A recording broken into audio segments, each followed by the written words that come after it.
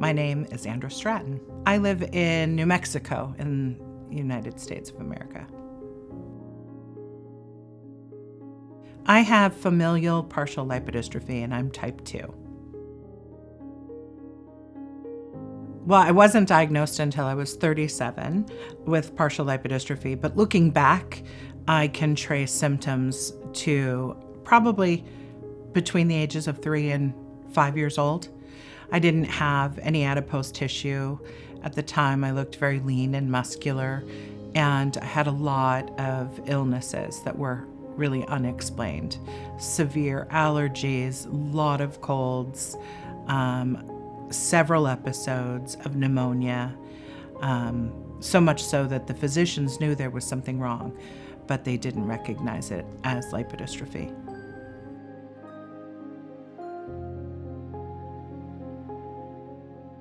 When I was around 10 years old, I started getting daily migraines that were really severe and unexplained. I had a lot of immune issues, so I was getting sick quite a lot, and I noticed that if I would get a normal virus cold, that would impact me for much more severely than my peers and for a much longer period of time. Around the age of puberty, I think that's when I started gaining weight on my face. And so that's a time period where you start losing your baby fat. So when people would tell me, oh, it's just baby fat, I would say, oh, you lose baby fat, you don't gain baby fat. So physically it started to become more progressively noticeable. I also always, as I recall, always was very interested in food and being hungry.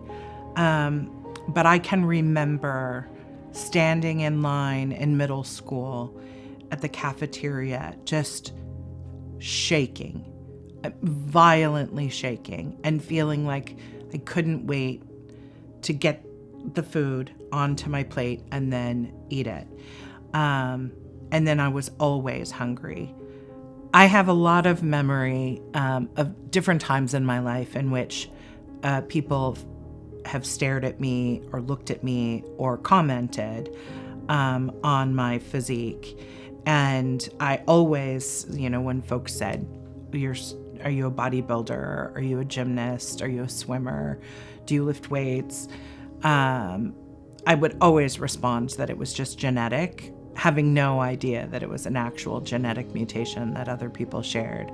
But I had a lot of discomfort in looking so different and so masculine, particularly when I was younger.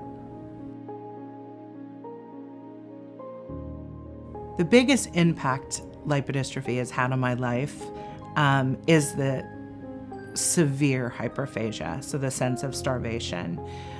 For as long as I could remember, up until treatment when I was 42 years old, I felt like I was literally starving.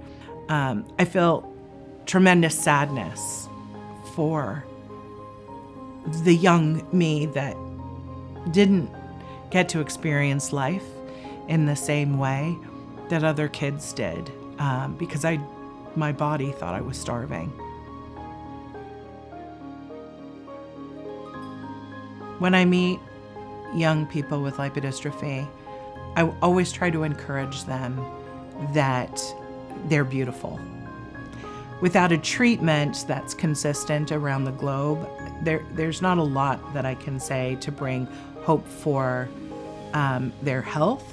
But what I can say is that even though they look different, they're absolutely beautiful, and they should feel confident in that and not feel shame for looking different. I try to also just model that behavior by wearing things to let them see just an example of someone who looks like them, in hopes that gives them some freedom to feel okay about who they are.